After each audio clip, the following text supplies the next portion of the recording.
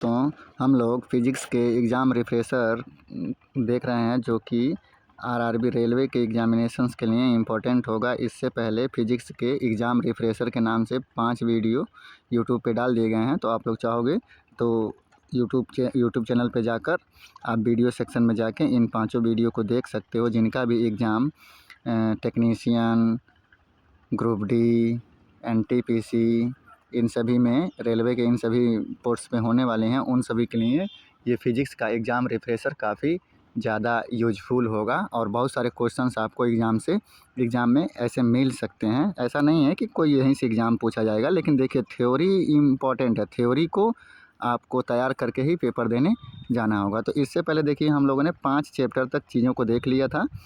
अब हम 6वें चैप्टर को देखेंगे। तो 6वें चैप्टर का नाम है आपका वेव, यानी कि तरंग। तरंग से काफ़ी क्वेश्चंस रेलवे में पुट इन किए जाते हैं। तो देखते हैं तरंग, थोड़ा इनको बड़ा करते हैं। टॉपिक यहाँ से शुरू होता है, तरंग, वेव। वेव कितने प्रकार के होते हैं? तो वेव 2 प्रकार के होते हैं, यांत्रिक तरंग है और एक विद्युत चुंबकीय तरंग है। तो वेव कितने प्रकार के होते हैं? तो वेव 2 प्रकार के होते हैं। डायरेक्ट याद रखिए, वेव कितने प्रकार की होती है? 2 प्रकार की, एक यांत्रिक, एक मैकेनिकल और एक इलेक्ट्रोमैग्नेटिक वेव। अब जो यांत्रिक तरंगें होती हैं ये फिर 2 प्रकार की होती हैं। यांत्रिक तरंगें कितने प्रकार की होती हैं? तो 2 प्रकार की होती हैं। कौन कौन से? अनुप्रस्थ तरंग और अनुदैर्ध्य तरंग। अनुप्रस्थ तरंग किसे कहते हैं?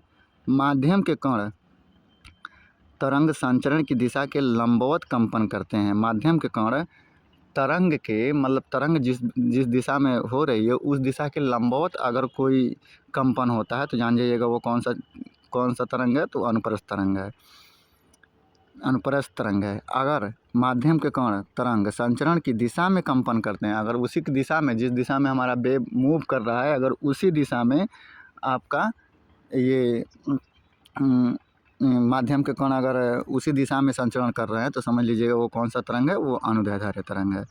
तो ये नहीं पूछा जाता है कि अनुदैर्ध्य अनुप्रस्थ तरंग के वैल्यूएशन को पूछिए, डायरेक्ट ये पूछा जाता है तरंग कितने प्रकार के होते हैं? 2 प्रकार के, यांत्रिक और विद्युत चुंबकीय। और यांत्रिक तरंग कितने प्रकार के? 2 प्रकार की, अनुप्रस्थ और अनुदैर्ध्य। नेक्स्ट यहाँ पे कुछ चीज़ें दी गई हैं तो इनको याद रख लीजिए। तरंगदैर्ध्य नहीं पूछ लेता है, डायरेक्ट पूछ लेता है। तो हाँ, ये देखिए विद्युत चुंबकीय तरंग, इलेक्ट्रोमैग्नेटिक वेव्स। खोजकर्ता यहाँ पे दिखाएगा, यहाँ पे तरंगदैर्ध्य दिखाएगा, यहाँ पे आवृत्ति उसकी दिखाएगी। तो आवृत्ति कभी पूछी नहीं गई है, तरंगदैर्ध्य पूछा जा सकता है। तो याद रखिए गामा किरण, गामा किरण की खोज किसने की है? तो पॉल विलार्ड ने गामा किरण की खोज की है। गामा किरण की खोज किसने की है? पॉल विलार्ड ने की है। गामा किरण का तरंगदैर्ध्य कितना होता है? तो 10⁻⁻15 मीटर से 10⁻⁻10 मीटर तक गामा किरण का क्या होता है? वेवलेंथ, यानी कि तरंगदैर्ध्य होता है। आवृत्ति की कोई ज़रूरत नहीं है, मत छोड़ दीजिए। नेक्स्ट है एक्सरे किरण। एक्सरे किरण की खोज किसने की है? तो रोएंटजन ने की है, काफ़ी इंपॉर्टेंट है। एक्सरे किरण की खोज किसने की? रोएंटजन ने की है। इसका तरंगदैर्ध्य कितना होता है? तो 10⁻10 मीटर से 10⁻8 मीटर तक। 3rd नंबर पराबैंगनी किरण है। पराबैंगनी किरण की खोज किसने की है? रीटर ने की है। किसने की? तो पराबैंगनी किरण की खोज रीटर ने की। इसका तरंगदैर्ध्य 10⁻8 मीटर से 10⁻7 मीटर होता है। नेक्स्ट है 3rd नंबर दृश्य विकिरण। दृश्य विकिरण की खोज किसने की? तो दृश्य विकिरण की खोज न्यूटन ने की है। इसका जो वेवलेंथ होता है वो 3.9 क्रॉस 10⁻7 मीटर से 7.8 क्रॉस 10⁻7 मीटर तक इसका तरंगदैर्ध्य होता है दृश्य विकिरण का। दृश्य विकिरण की खोज न्यूटन ने की, पराबैंगनी किरण की खोज रीटर ने की, एक्सरे की खोज रोएंटजन ने की। नेक्स्ट आगे बढ़ते हैं। अवरक्त किरण। अवरक्त किरण की खोज विलियम हर्शले ने की है।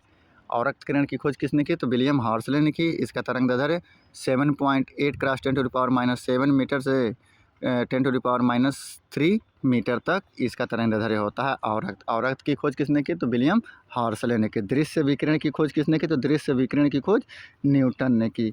तो ये काफ़ी इंपॉर्टेंट है, इसको कॉपी पे नोट करते जाइएगा। नेक्स्ट है शॉर्ट रेडियो वेव, यानी कि लघु रेडियो तरंगें। इसकी खोज हेनरिक हार्ट्ज ने की है। इसका जो आवृत्ति होता है, इसकी आवृत्ति 10⁻³ मीटर से 1 मीटर के बीच में इसकी आवृत्ति होती है। नेक्स्ट है दीर्घ रेडियो तरंगें, यानी कि बिग रेडियो वेव्स। तो बिग रेडियो वेव्स की खोज किसने की? तो मार्कोनी ने की है। इसका जो वेवलेंथ होता है, यानी कि तरंगदैर्ध्य 1 मीटर से लेकर 4 मीटर के बीच में होता है। रेडियो तरंग की दीर्घ रेडियो तरंग की खोज मार्कोनी ने की, लघु रेडियो तरंग की खोज हेनरिक हार्ट्ज ने की और औरत की खोज विलियम हॉर्सले ने किया। नेक्स्ट, तो चलिए फिर आगे देखते हैं। नेक्स्ट, विद्युत चुंबकीय तरंग, इलेक्ट्रोमैग्नेटिक वेव्स। तो इलेक्ट्रोमैग्नेटिक वेव्स और इनका वेवलेंथ है। तो वेवलेंथ की कोई ज़रूरत नहीं है, इनमें यूज इलेक्ट्रोमैग्नेटिक वेव्स का यूज, किस वेव्स का कहाँ पे यूज करते हैं, ये काफ़ी इंपॉर्टेंट हो जाता है एग्ज़ाम के पॉइंट ऑफ व्यू से। तो पहला है रेडियो तरंग वेव। रेडियो तरंग वेव का यूज कहाँ पे करते हैं, तो सेलुलर फ़ोन में, जो हम टेलीफोन आजकल लेके घूम रहे हैं, इनमें हम रेडियो तरंगों का उपयोग करते हैं। फिर रेडियो में करते हैं, टीवी में करते हैं, टीवी के तरंग संचरण में, यानी कि टीवी के ट्रांसमिशन लाइन में भी हम रेडियो तरंग का ही यूज करते हैं। तो ये डायरेक्ट याद रखिए, रेडियो तरंग का यूज हम कहाँ कहाँ पे करते हैं, सेलुलर फ़ोन, रेडियो, टीवी के संचरण में। नेक्स्ट है सूक्ष्म तरंग, माइक्रोवेव का यूज हम कहाँ पे करते हैं, तो इसका प्रयोग राडार एवं उपग्रह से सूचना भेजने तथा माइक्रोवेव ओवन में किया जाता है। तो सूक्ष्म तरंगों का यानी माइक्रोवेव का उपयोग हम कहाँ पे करते हैं, तो राडार में करते हैं, सैटेलाइट्स में करते हैं और माइक्रो ओवन में करते हैं। नेक्स्ट, अवरक्त किरण इंफ्रारेड। अवरक्त किरण की उपयोग हम कहाँ करते हैं, तो रिमोट कंट्रोल तथा रोगियों के सिकाई में किया जाता है उपयोग, अवरक्त किरण का उपयोग किया जाता है। अवरक्त किरण की खोज किसने की थी, तो अवरक्त किरण की खोज विलियम हर्सले ने की थी, हर्सले ने की थी। और ये काफ़ी इंपॉर्टेंट हो जाता है यहाँ पे रोगियों के सिकाई के लिए। रोगियों के सिकाई में किसका उपयोग किया जाता है, तो अवरक्त किरण का उपयोग किया जाता है। अवरक्त किरण की खोज किसने की थी, तो हर्सले ने की थी, हार्सले ने की थी अवरक्त किरण की खोज। नेक्स्ट है गामा किरण। गामा किरण का उपयोग हम कहाँ पे करते हैं, उच्च भेदन क्षमता के कारण इनका उपयोग नाभिकीय अभिक्रियाओं व कैंसर सेल्स को नष्ट करने में किया जाता है। गामा किरण का खोज कैंसर के उपचार में गामा किरण का उपयोग किया जाता है और नाभिकीय अभिक्रियाओं में भी गामा किरण का उपयोग किया जाता है। नेक्स्ट, ऊपर के लाइन से हमें चीज़ें देखने को मिलेंगी। हाँ, यहाँ पे कह रहा है वेव, तरंग वेव बराबर क्या होता है, तो तरंग वेव बराबर आवृत्ति गुणे तरंग दैर्ध्य होता है। तरंग वेव बराबर क्या होता है, तो आवृत्ति गुणे तरंग दैर्ध्य होता है, यानी कि v बराबर माइक्रो क्रॉस लैम्डा। तो यहाँ आवृत्ति हम निकालेंगे, तो आवृत्ति बराबर माइक्रो बराबर क्या हो जाएगा, v अपान का लैम्डा, या फिर आवृत्ति बराबर होता है 1 अपान का t। आवृत्ति बराबर क्या होता है, 1 अपान का t होता है। 1/टाइम को ही हम आवृत्ति बोलते हैं। तो ये काफ़ी इंपॉर्टेंट फार्मूला हो जाता है। तरंग वेव बराबर आवृत्ति गुणे तरंग दैर्ध्य, याद रख लीजिएगा। तरंग आवृत्ति को आप यहाँ से निकाल सकते हैं, v अपान लैम्डा रख लीजिए या फिर 1 अपान t रख लीजिए। नेक्स्ट, कुछ वन लाइनर क्वेश्चन शुरू हो जाते हैं, तो उनको देखिए। तरंग किरणें उच्चतम आवृत्ति वाली विद्युत चुंबकीय तरंग किरणें हैं। तो गामा किरणें जो हैं उच्च आवृत्ति वाली किरण होती है। कौन, गामा किरण, अभी इसके पहले ही पढ़ा गया है। नेक्स्ट, वैद्युत चुंबकीय तरंगों का संसूचन बिंदु संपर्क डायोड का उपयोग करके किया जाता है। तो सूक्ष्म तरंगों का उपयोग करके किया जाता है। विद्युत चुंबकीय तरंगों का संसूचन बिंदु संपर्क डायोड का उपयोग करके किया जाता है, तो सूक्ष्म तरंगों का उपयोग करके किया जाता है। नेक्स्ट, किसकी तरंग दैर्ध्य सीमा 700 नैनोमीटर से 400 नैनोमीटर तक होती है। तरंग दैर्ध्य सीमा, तो प्रकाश दृश्य की तरंग दैर्ध्य सीमा 700 नैनोमीटर से 400 नैनोमीटर तक होती है। किसकी, दृश्य प्रकाश की। नेक्स्ट, यदि एक तरंग की आवृत्ति बढ़ती है तो इसकी तरंग दैर्ध्य पर असर होता है, यह घटना रहता है। यदि किसी तरंग की आवृत्ति बढ़ने लगेगी तो उसका तरंग दैर्ध्य जो होगा, उसका जो परास होगा, वो क्या हो जाएगा, घटना शुरू हो जाएगा। तो ये काफ़ी इंपॉर्टेंट क्वेश्चन हो जाता है। नेक्स्ट, अनुदैर्ध्य तरंगों में कण संचरण की दिशा में कंपन करते हैं। तो संचरण के समानांतर दिशा में कंपन करते हैं अनुदैर्ध्य में, और अनुप्रस्थ में उसके विपरीत कंपन करते हैं। एक अनुप्रस्थ तरंग नहीं है, तो ध्वनि तरंग एक अनुप्रस्थ तरंग नहीं है, विद्युत चुंबकीय तरंग है। अनुदैर्ध्य तरंग गैसीय माध्यम में खाली स्थान का एक उदाहरण है, तो ध्वनि तरंग का एक उदाहरण है। अनुदैर्ध्य तरंग किसका उदाहरण है, तो अनुदैर्ध्य तरंग गैसीय माध्यम में ध्वनि तरंग का एक उदाहरण है।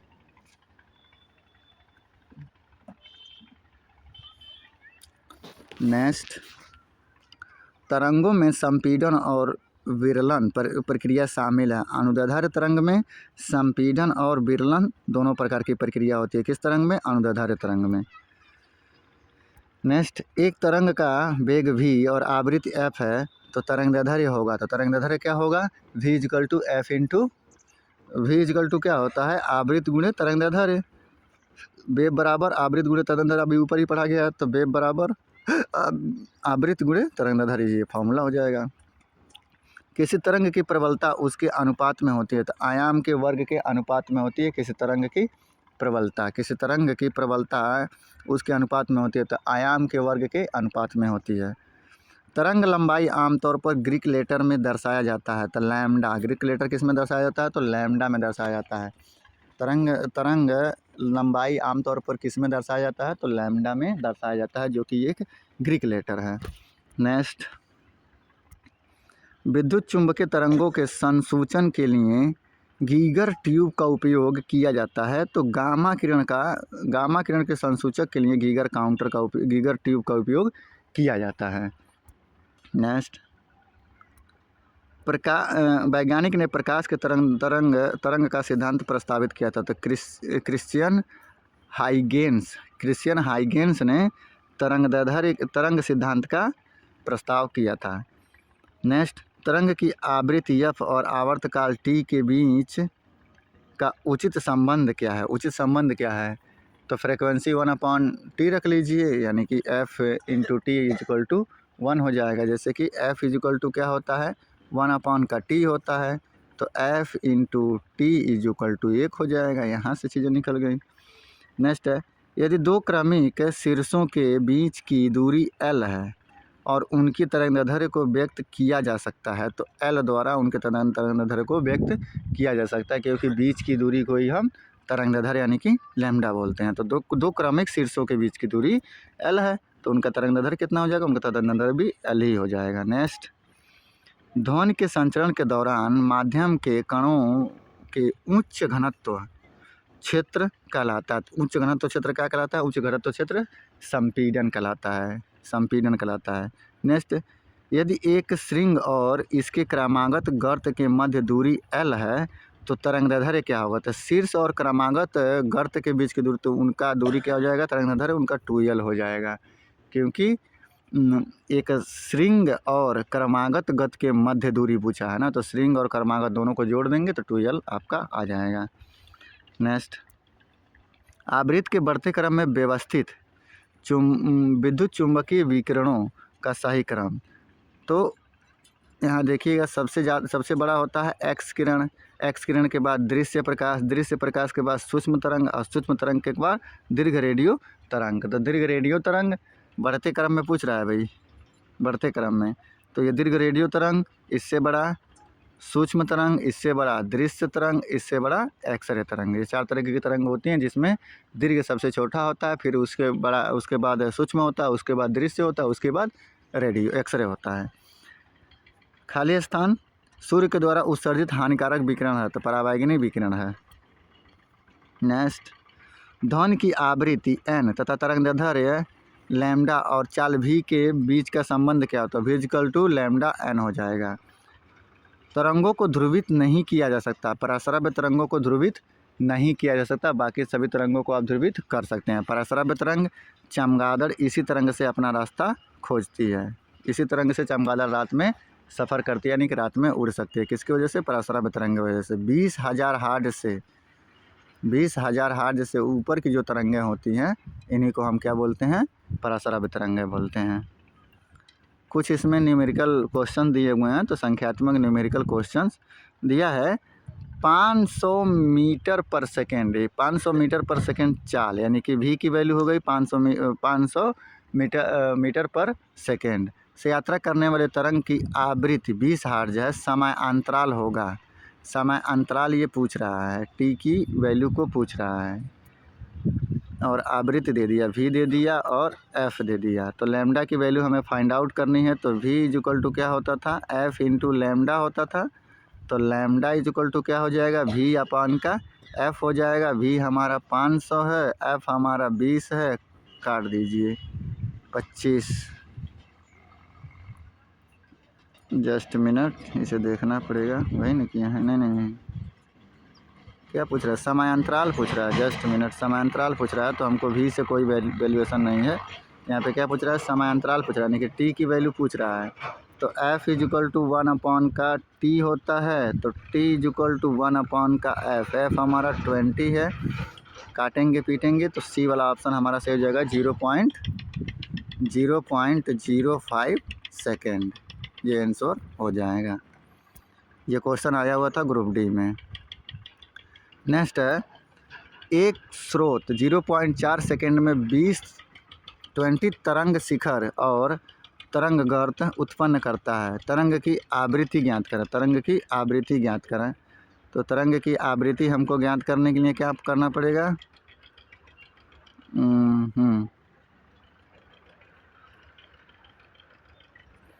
देखिए, एफ इज इक्वल टू 1 का टी होता है।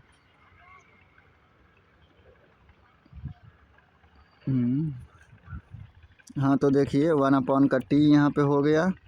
चूँकि ये कह रहा है कि एक गर्त है जो 20 शिखर, तरंग शिखर गर्त पे, तो इसका हमको आवृत्ति पता करना है। तो ये गर्त की वैल्यू हो जाएगी 20 और अपान का टी 0.4, क्रॉस मल्टीप्लाई 10 से यहाँ 4 बच जाएगा। 4 5 20 बराबर 50 हर्ट्ज। इसका आंसर आ जाएगा। कितना आ जाएगा? 50 हर्ट्ज। डी वाला आंसर सही होगा। अगर चाहेंगे तो आप लोग यहाँ एग्जाम्पल से भी देख सकते हैं। तरंग की आवृत्ति इज इक्वल टू कंपन प्रति सेकंड। तो कंपन प्रति सेकंड, कंपन 20 था और प्रति सेकंड सेकंड हमारा 4 है, तो 50 हर्ट्ज की वैल्यूएशन आ जाएगी। नेक्स्ट क्वेश्चन, नेक्स्ट क्वेश्चन यहाँ से है, एक तरंग स्रोत से 0.4 सेकेंड में 40 शिखर क्रेट्स और 40 गर्त बनते हैं। तरंग की आवृत्ति ज्ञात करिए। तो तरंग की आवृत्ति आप ज्ञात कर लीजिए। 40 बन रहे हैं। तो देखते हैं एग्जाम्पल में ये कैसे लगाया है। तो यहाँ नीचे से तो दूसरा क्वेश्चन शुरू हो जाता है, तो इसको ऊपर लगाया होगा। हाँ, यहाँ 40। देखिए, इसका आंसर सी होगा। किसी कण द्वारा 1 सेकंड में किए गए कंपनों की संख्या ही आवृत्ति कहलाती है। तरंग की आवृत्ति 40 गुणे 3, तो 400/3 हो जाएगा, बराबर 133.33 हर्ट्ज हो जाएगा। तो इसका राइट आंसर क्या हो जाएगा? 133.33 हर्ट्ज हो जाएगा। वही चीज़ मैंने आपको पहले ही कहा था। आपको कुछ नहीं करना। 40/0.3 से भाग दे दीजिए, 400 हो जाएगा। इन तक काटे पीटेंगे कितना आंसर निकल के आ जाएगा। नेक्स्ट है,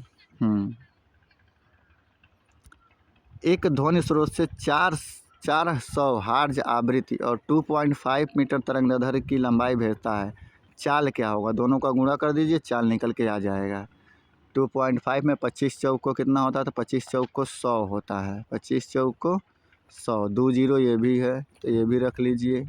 एक अंक के बाद दशमलव है, तो 1000 मीटर पर सेकेंड इसका आंसर हो जाएगा। v इक्वल टू मैंने पहले ही पढ़ा था, f इंटू लैम्डा होता था। तो लैम्डा की वैल्यू 2.5 दिया है और f की वैल्यू हमारा 400 दिया है। दोनों का मल्टीप्लिकेशन कर दीजिए, जो वैल्यू आया उसी को पुट इन कर दीजिए, वही आपका आंसर हो जाएगा। कह रहा है, किसी माध्यम में एक कण 2.5 सेकेंड में 40 कंपन पूर्ण करता है, तो आवृत्ति बताइए। तो 400/25 रख दीजिए।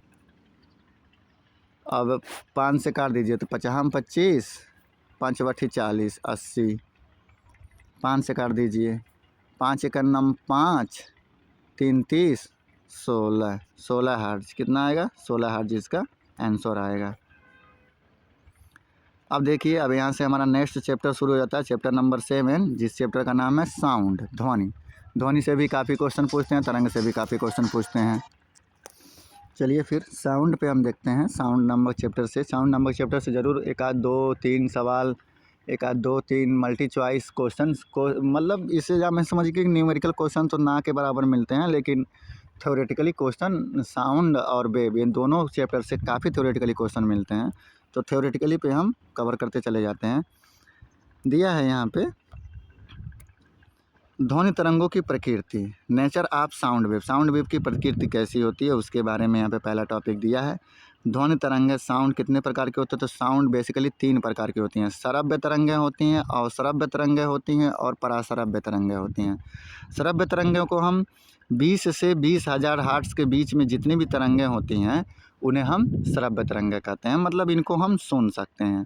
अश्रव्य तरंगें 20,000 हर्ट्ज से अगर कम कोई तरंगें हैं, इंफ्रासोनिक वेव, ऑडिएबल वेव, इसको हम सुन सकते हैं, श्रव्य तरंगें बोलते हैं। इंफ्रासोनिक वेव इसको हम नहीं सुन सकते हैं, 20,000 हर्ट्ज से जो कम होती है उसे हम अश्रव्य तरंगें बोलते हैं। अल्ट्रासोनिक वेव इसे हम नहीं सुन सकते हैं, इसे कुत्ते सुन सकते हैं, प्लस चमगादड़ सुन सकते हैं, मतलब जानवर वगैरह इनको पराश्रव्य तरंगों को सुन सकते हैं। तो 20,000 हर्ट्ज से ऊपर की तरंगों को पराश्रव्य तरंगें बोलते हैं। हाँ, तो हम यहाँ पे थे, तो ये काउंटिंग बेकसर कर लीजिएगा कि श्रव्य तरंगों को हम सुन सकते हैं, इनकी वैल्यू कितनी होती है? तो 20 से 20,000, ठीक। और श्रव्य तरंगों को हम नहीं सुन सकते हैं, 20,000 से कम जो तरंगें होती हैं, और पराश्रव्य तरंगों को 20,000 से ऊपर। तो डायरेक्ट यही पूछता है कि किस तरंग की आवृत्ति कितनी होती है, मतलब श्रव्य की आवृत्ति कितनी होती है और श्रव्य की आवृत्ति कितनी होती है, पराश्रव्य की आवृत्ति कितनी होती है। तो इसको कॉपी में नोट कर लीजिएगा, चीज़ें यहाँ से क्लियर हो जाएंगी। नेक्स्ट चलिए आगे बढ़ते हैं। आगे का टॉपिक हमारा है ध्वनि के स्रोत एवं उनकी तीव्रता। ध्वनि के स्रोत कहाँ कहाँ पे हैं, तीव्रता कौन सी? ध्वनि के स्रोत, फुसफुसाहट, अगर कोई फुसफुसाता है तो उसकी तीव्रता कितनी होती है? तो 15 से 20 हर्ट्ज की तीव्रता होती है। कोई फुसफुसा रहा है, साएँ साएँ बात कर रहा है तो ये याद रखिए, ये डायरेक्ट पूछ सकता है फुसफुसाहट आवाज़ की तीव्रता कितनी होती है? तो 15 से 20 होती है। साधारण बातचीत की तीव्रता कितनी है? तो साधारण बातचीत की तीव्रता 40 से 50 हर्ट्ज होती है। साधारण बातचीत की तीव्रता कितनी होती है? 40 से 50 हर्ट्ज होती है। ऊपर की तरफ चलते हैं। हाँ, यहाँ से गुस्सा से अगर कोई बातचीत करता है तो 60 से 70 हर्ट्ज की आवृत्ति निकलती है। लाउड स्पीकर से 70 से 80 हर्ट्ज की आवृत्ति निकलती है। ट्रक, मोटरसाइकिल, हॉर्न से 80 से 90 की हर्ट्ज निकलती है। सब लिख लीजिए। गुस्से से 60 से 70, लाउड स्पीकर से 70 से 80, ट्रक, मोटरसाइकिल, हॉर्न से 80 से 90, प्रेस से 90 से 100, प्रेस से 90 से 100 हर्ट्ज की आवृत्ति निकलती है। फिर आर्केस्ट्रा से 100 से 110 हर्ट्ज की आवृत्ति आर्केस्ट्रा से निकलती है। वायुयान काफ़ी इंपॉर्टेंट है। वायुयान 30 मीटर दूर जेट से 120 से 140 हर्ट्ज की आवृत्ति निकलती है। रॉकेट से 160 से 170 हर्ट्ज की आवृत्ति निकलती है। मिसाइल से 170 से 180 हर्ट्ज की आवृत्ति निकलती है। सायरन, ये काफ़ी इंपॉर्टेंट है। तो सायरन से 180 से 190 हर्ट्ज की आवृत्ति निकलती है। तो इन चीज़ों को कॉपी में लिख लीजिए, इनमें से ज़रूर एक ना एक पूछा जा सकता है। आर्केस्ट्रा से 100 से 110, वायुयान से 120 से 140, प्रेस से 90 से 100, लाउड स्पीकर से 70 से 80, और गुस्से से बातचीत से 60 से 70। फिर इधर आएंगे फुसफुसाहट 15 से 20, साधारण बातचीत 40 से 60। तो ये आपका ये वैल्यूएशन होता है, जिनमें डायरेक्ट पूछ लेगा कि रॉकेट से कितने हर्ट्ज की आवृत्ति निकलती है। तो 160 से 170 हर्ट्ज की आवृत्ति निकलती है। पूछ लेगा वायुयान से कितने हर्ट्ज की आवृत्ति निकलती है। तो 120 से 140 हर्ट्ज की आवृत्ति वायुयान से निकलती है। तो इन सबको कॉपी में नोट कर लीजिएगा। नेक्स्ट हमारा टॉपिक है ध्वनि पर चाल पर विभिन्न कारकों का प्रभाव, यानी कि ध्वनि की चाल पर जब ध्वनि गति करती है तो उन पे किस किस कारक का प्रभाव पड़ता है। Effect of various factors on the speed of sound, मतलब साउंड के स्पीड पर किस किस फैक्टर्स का इफ़ेक्ट पड़ता है।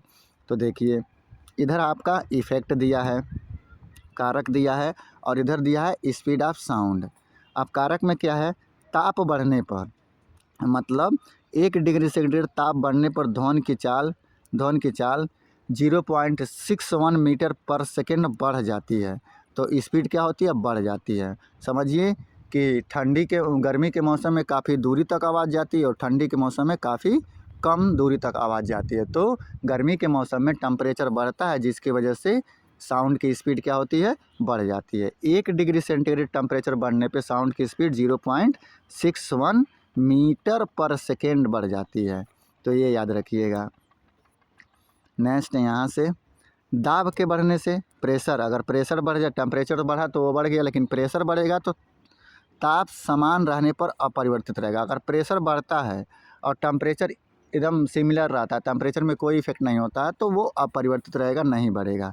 आर्द्रता बढ़ने पर ध्वनि की चाल बढ़ जाती है। अगर आर्द्रता मतलब मौसम थोड़ा बहुत शुष्क है तो उस समय पर ध्वनि की चाल क्या हो जाएगी, बढ़ जाएगी। जैसे कि शाम के समय पे, गर्मी के मौसम में शाम के समय पे जो मौसम होता है उसी को आर्द्र मौसम बोला जाता है। यानी कि ना ही गर्मी लगे ना ही ठंडी लगे, उसी को आर्द्र मौसम बोलते हैं। तो उसमें ध्वनि की चाल क्या होती है, बढ़ जाती है।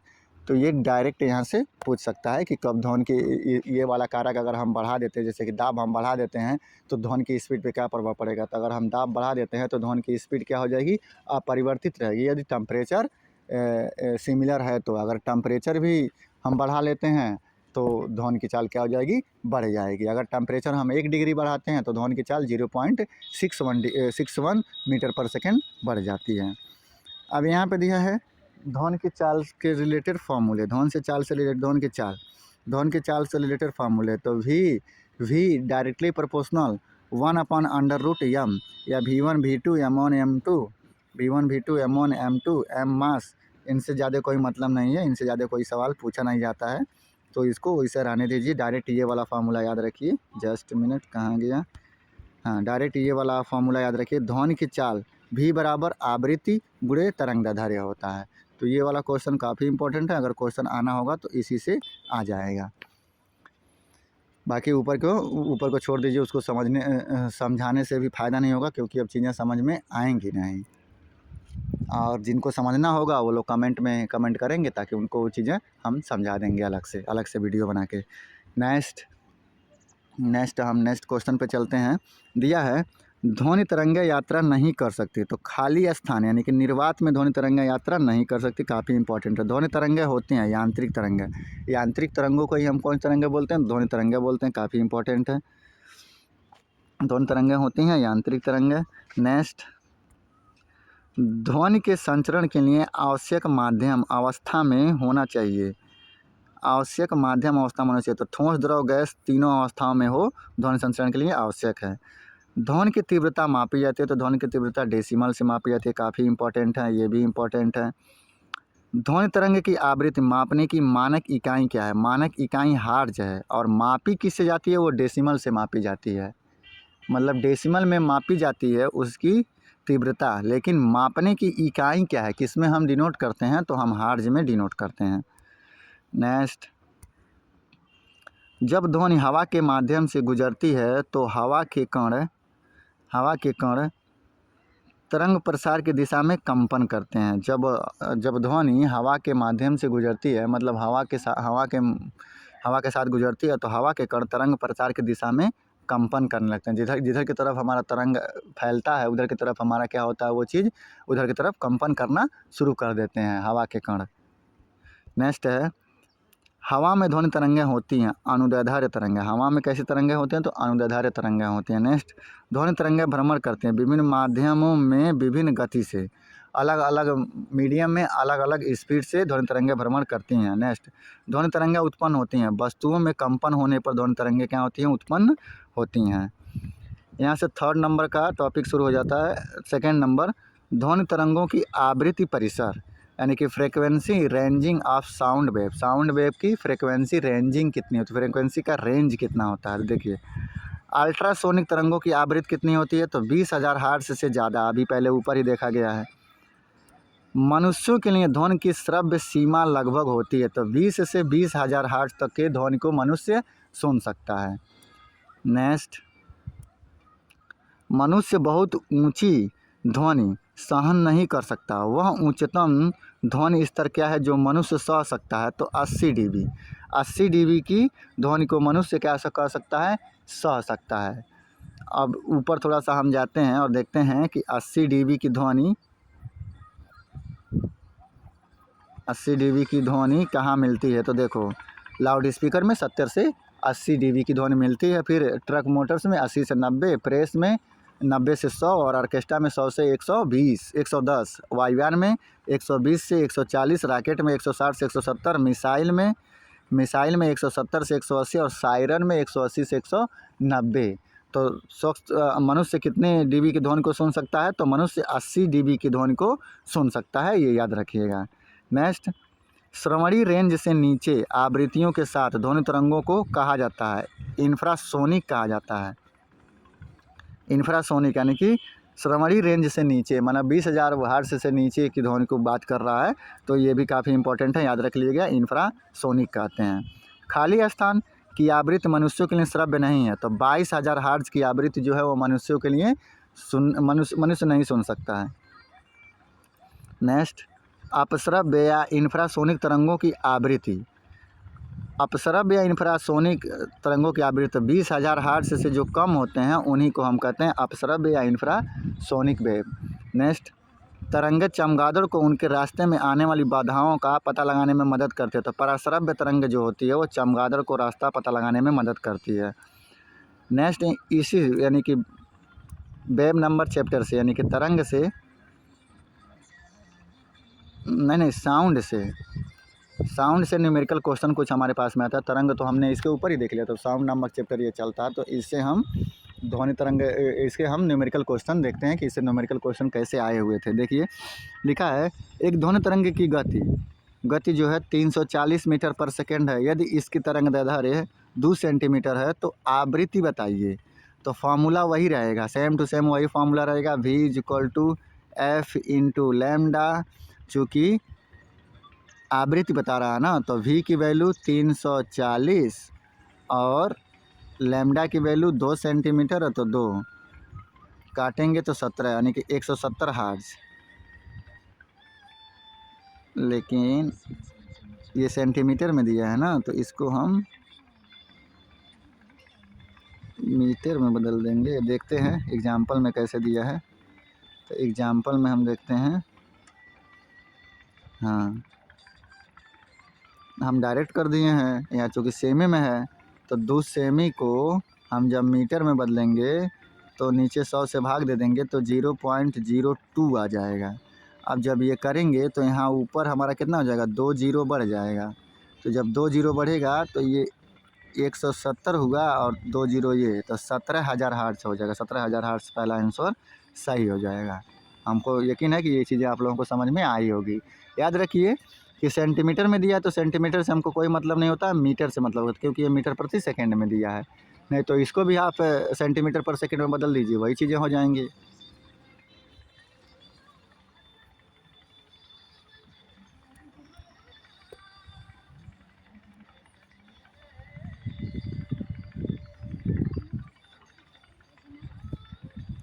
अब यहाँ से 3rd नंबर टॉपिक हमारा शुरू होता है, ध्वनि की चाल, स्पीड ऑफ साउंड। ध्वनि की चाल बढ़ते हुए क्रम में ध्वनि की चाल क्या होती है? तो माध्यम और ध्वनि की चाल मीटर पर सेकंड में, इधर माध्यम दिया है और इधर स्पीड ऑफ साउंड मीटर पर सेकंड में दिया। तो कार्बन डाइऑक्साइड CO2 में ध्वनि की चाल कितनी होती है? तो 260 मीटर पर सेकंड होती है। शुष्क वायु में 332 मीटर पर सेकंड होती है। तो ये काफ़ी इंपॉर्टेंट है शुष्क वायु में। वैसे अगर ध्वनि की चाल पूछ ले तो 372 मीटर पर सेकंड आप आराम से लगा के चले जाइएगा, कोई भी दिक्कत नहीं होने वाली है। नेक्स्ट, भाप में ध्वनि की चाल 405 मीटर पर सेकंड होती है। अल्कोहल में 1213 मीटर पर सेकंड होती है। हाइड्रोजन में 1284 मीटर पर सेकंड होती है। पारा में 1450 मीटर पर सेकंड होती है। आशुद्ध जल में 1498 मीटर पर सेकंड होती है। समुद्री जल में 1531 मीटर पर सेकंड होती है। रक्त में काफ़ी इंपॉर्टेंट है, रक्त में ध्वनि की चाल 1570 मीटर पर सेकंड होती है। तांबा में 3750 मीटर पर सेकंड होती है। हाँ तो आगे बढ़ते हैं। लकड़ी में साउंड की चाल कितनी होती है? तो 4670 मीटर पर सेकंड होती है। लोहा में 5100 मीटर पर सेकंड होती है। कांच काफ़ी इंपॉर्टेंट है, 5640 मीटर पर सेकंड कांच में होती है। एल्युमिनियम में 6400 मीटर पर सेकंड होती है। तो ये रहा, इन सभी का विवरण ज़रूर लिख लीजिएगा। जैसे कि पारा का 1450, आशुद्ध जल का 1498, समुद्री जल का 1531। तो इन सभी पे वेरीफाई आप कर लीजिएगा, कॉपी में कहीं ना कहीं डिनोट कर लीजिएगा। नेक्स्ट है वन लाइनर के रूप में, हवा में ध्वनि की गति से अधिक गति जानी जाती है। हवा में ध्वनि की गति से अधिक गति जानी जाती है, तो सुपरसोनिक या पराध्वनिक को ही हम हवा की गति से अधिक गति जानते हैं। ध्वनि तरंगों के संबंध में कौन सा कथन सही नहीं है? इन्हें यात्रा करने के लिए किसी प्रकार के माध्यम की आवश्यकता नहीं होती है। नेक्स्ट, हवा में ध्वनि का वेग लगभग में होता तो 332 मीटर पर सेकेंड। काफ़ी इम्पोर्टेंट सर जी, आप भी नहीं गए, हम लोगों को भी नहीं जाने यदि दिए। दिए गए वेग पर किसी ध्वनि तरंग की आवृत्ति बढ़ाई जाए तो इस तरंगदैर्ध्य पर प्रभाव पड़ता है, इसके तरंगदैर्ध्य में कमी आ जाएगी। अब तक तो हमन के लवट आयल रहती। एक माध्यम में ध्वनि की गति निर्धारित करता है। माध्यम की प्रकृति पर ध्वनि की गति निर्धारित करता है। समुद्र जल में ध्वनि की गति होती है तो 1531 मीटर पर सेकेंड होती है। किसी भी माध्यम में जैसे ही हम बढ़ते हैं तो ध्वनि की गति बढ़ जाती है। तापमान, जैसे ही हम तापमान को बढ़ाते हैं तो ध्वनि की गति क्या होती है? बढ़ जाती है। ध्वनि का प्रसार अधिकतम होता है तो ठोस में ध्वनि का प्रसार अधिकतम होता है। नेक्स्ट, किसी तरंग द्वारा 1 सेकंड में तय की गई दूरी को दर्शाता है तो तरंग वेव दर्शाता है। संख्यात्मक प्रश्न, न्यूमेरिकल क्वेश्चंस। एक समुद्री सर्वेक्षण जहाज समुद्र के तल पर एक ध्वनि तरंग भेजता है। जस्ट मिनट, यहाँ के बाद से दूसरे वीडियो में बना देंगे। इसके आगे की चीज़ों को, न्यूमेरिकल क्वेश्चंस को हम दूसरे वीडियो में देख लेंगे, वीडियो नंबर 7 में।